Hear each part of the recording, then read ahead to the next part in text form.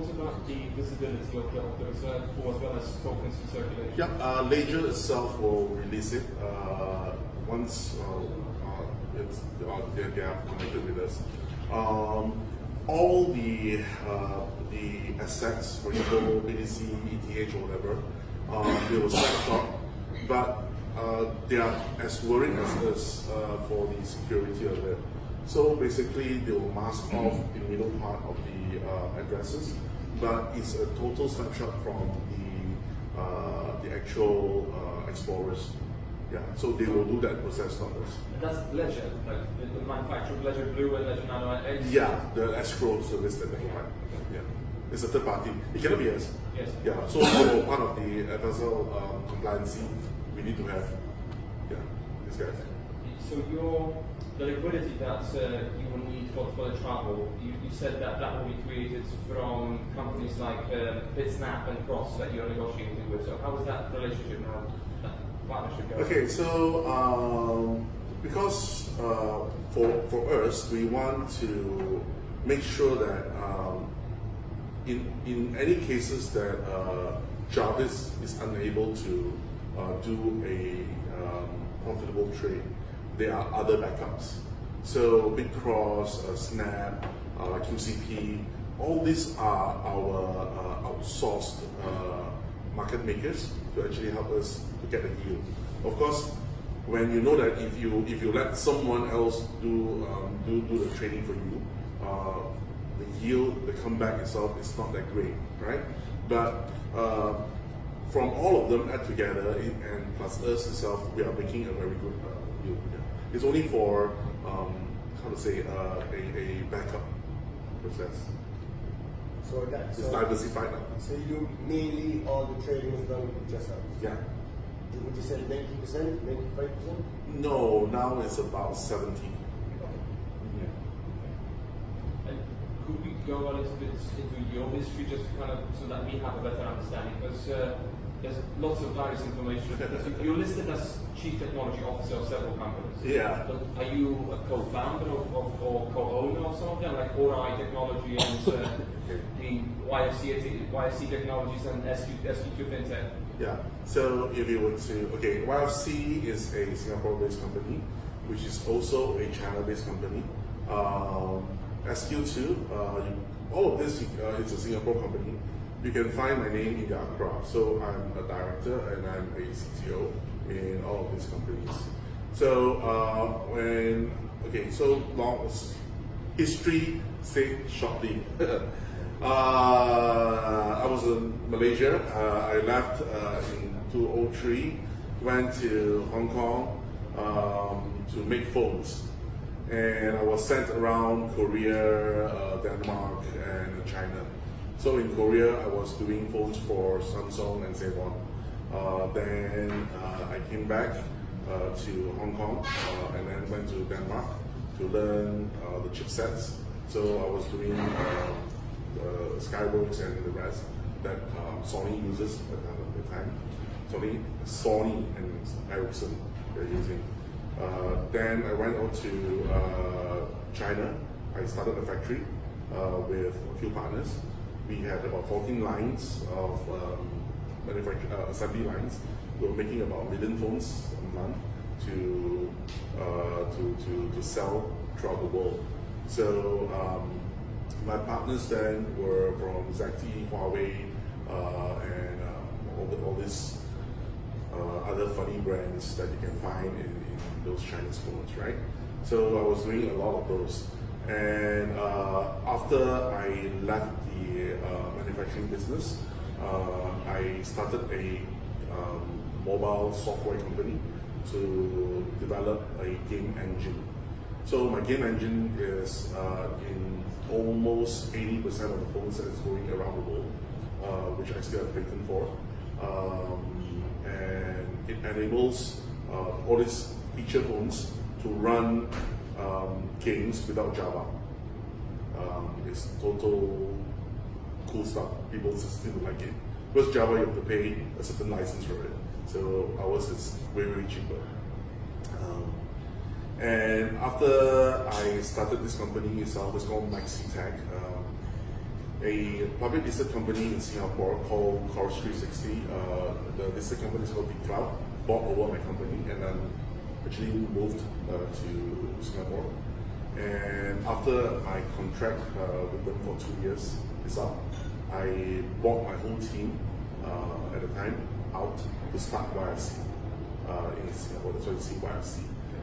And before we are on the App Store, Apple App Store, which we were up yesterday, day before, it was always YFC certificate, right? So that's my company, which I started with a few of my new partners that I met in the Chorus 360. And at the time itself, I had a mentor and an angel investor.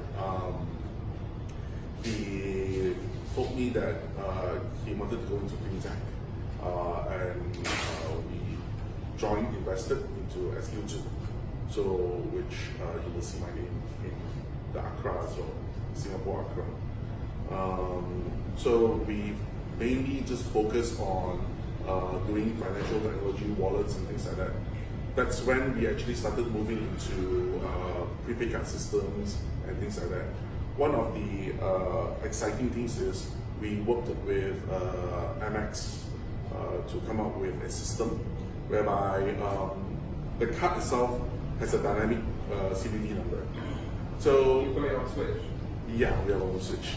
So yeah, now based on that, we are only one of those that switches around to do processing.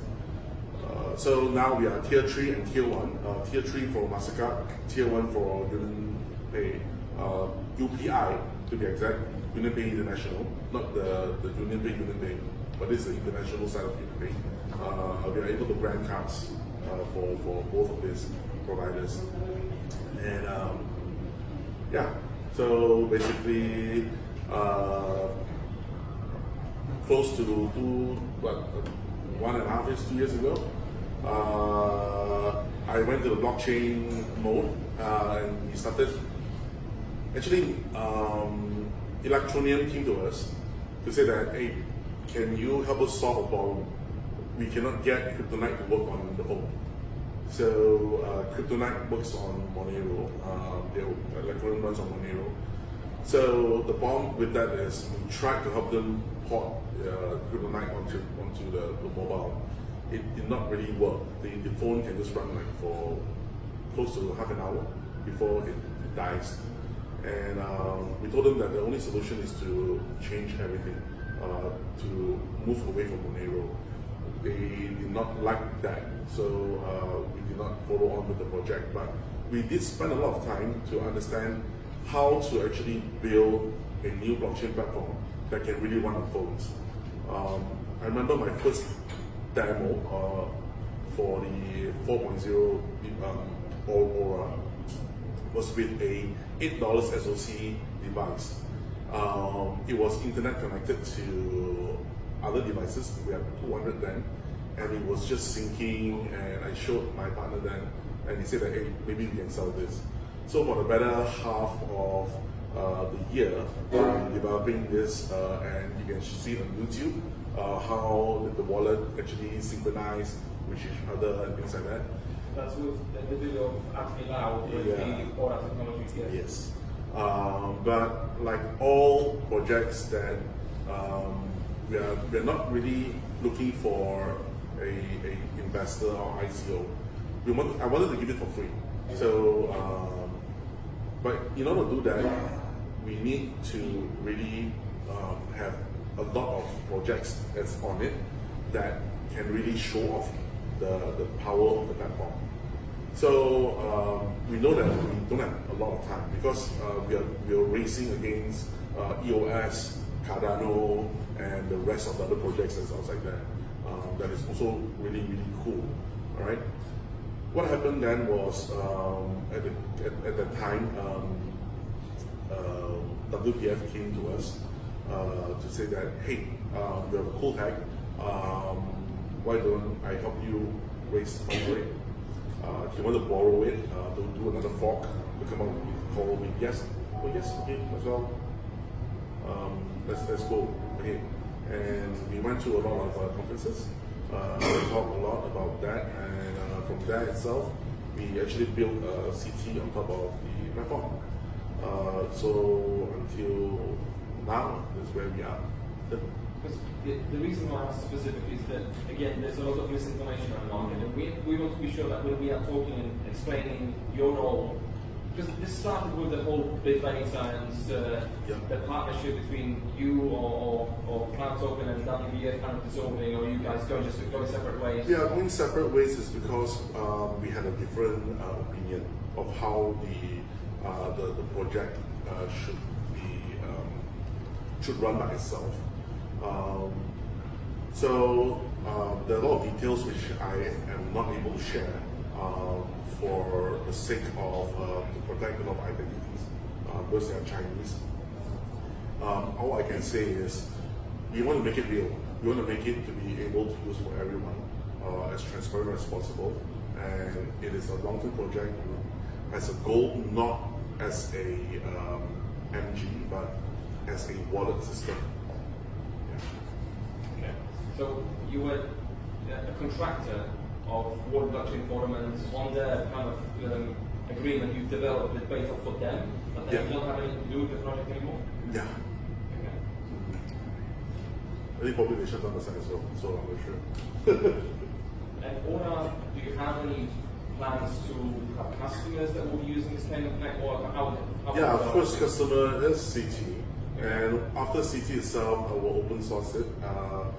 There's no gas fee, nothing at all. Anyone just plug on it. But the underlying idea behind the Ora platform is, unlike Ethereum or EOS, you need to stake assets to back it up, to back the price of your tokens. So there's no more air coins. So one of the ideas is to build this. There's no gas fee. The fee itself is just between the members itself. You have to you have to help the network do two things, for you to do one transaction. So it escalates from that. Okay, so that answers my next. I was going to ask about the code. What is the code right now, and whether it will be provided for use? Repository or anything? Once we are ready. Now it's not really ready yet. What about there's going to be 1 billion cloud tokens, at the rate the network is going, like when do you see being reached as in 1 billion growth in this operation? Because it's a utility token, it circles back in, right? So the probability for it to be out of stock, it's kind of slim. For a very simple reason. If a lot of people HODL, the price will never go up. It's because the bot itself the Java itself is not able to give so much of yield back out, right? So you only see the price slide further and further and further down. When price goes down, I think everybody will start to sell. When you start to sell and there's less CTOs in the market, so the yield from Jarvis is able to actually push the price up. Then it will stabilize, it goes up again. So it's a very fair thing. It's how and it's why we designed Ora to be from day one. If you can check the white paper for Ora, it's done a long time ago. It's not like something we just cook it up. Ronald, we understand the reserve fund and the Jarvis pool. The company are making money. One of the questions that we get asked is, how is the company making money for itself in order to fund all these projects? So, very simple to answer that. There is no company per se because all are funded by leaders itself. It's like me. I funded this office over here by myself. I am part of a tree. I'm a C2.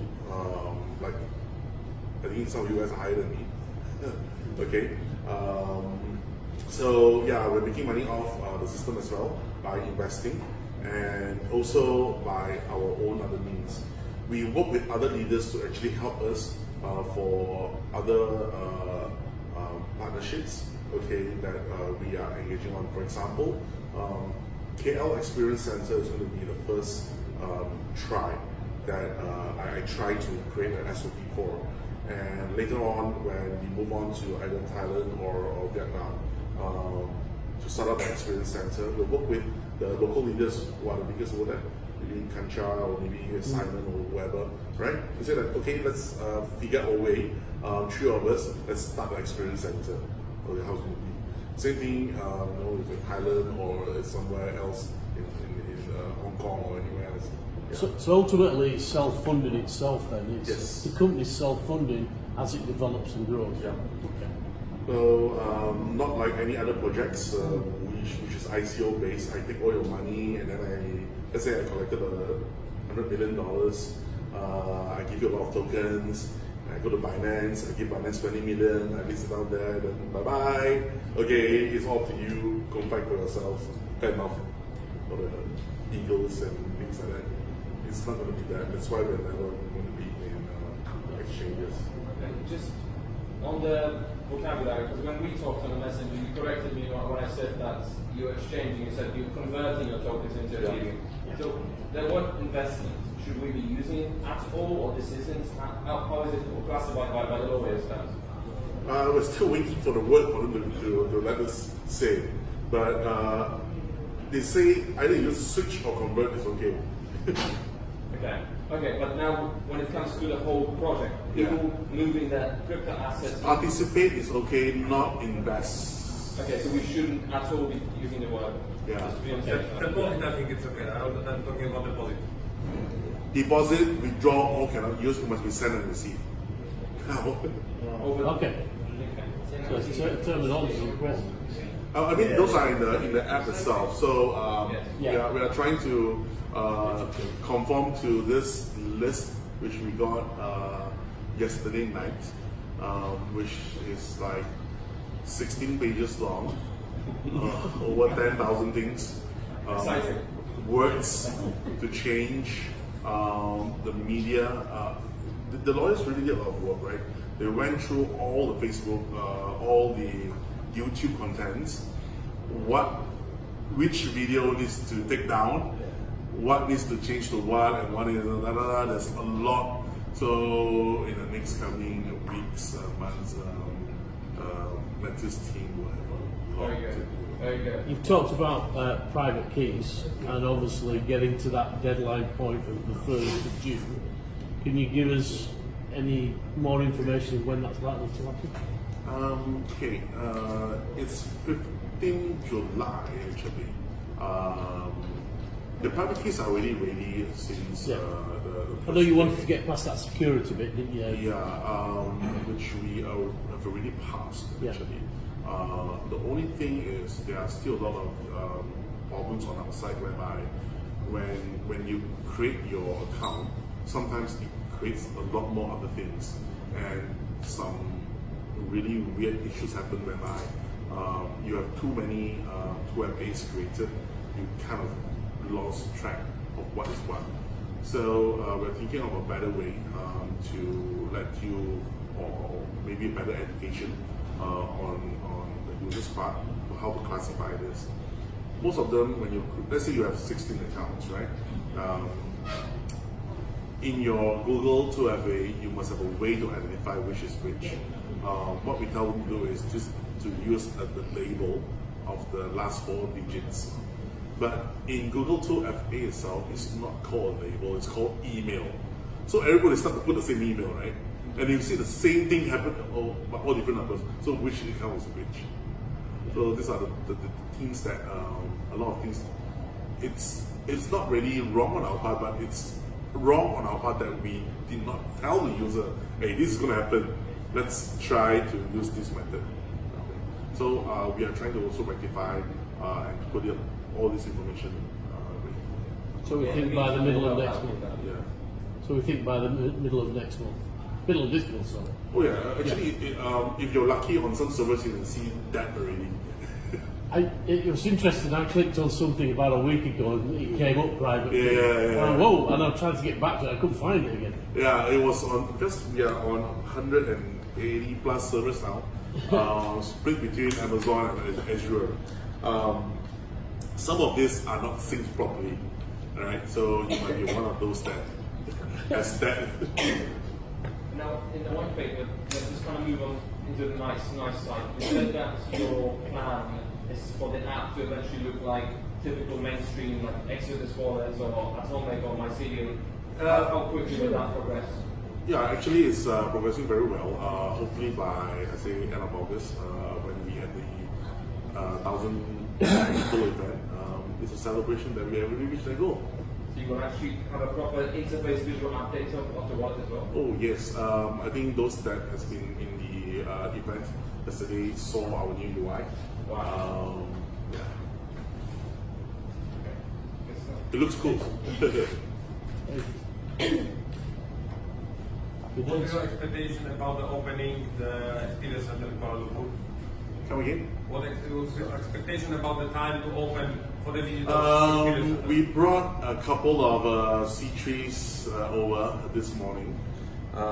They look at me and say, "Are you sure you can get it ready by mid of August?" I think probably not. Probably end of August. They're still okay. It's a huge place, right? And we know that we cannot do up the whole place at once and get it completed before the event. So we are cordoning off certain sections and building that section first, alright? So that on that day itself, we can invite the hopefully C4s and C5s, okay, which there are many around coming, okay, to be there to actually see the experience part of the center. At least the training floor is up with the video wall. You can see all the 38 exchanges there running with the 200 bots running with a real nice figure saying that how much we are going to be.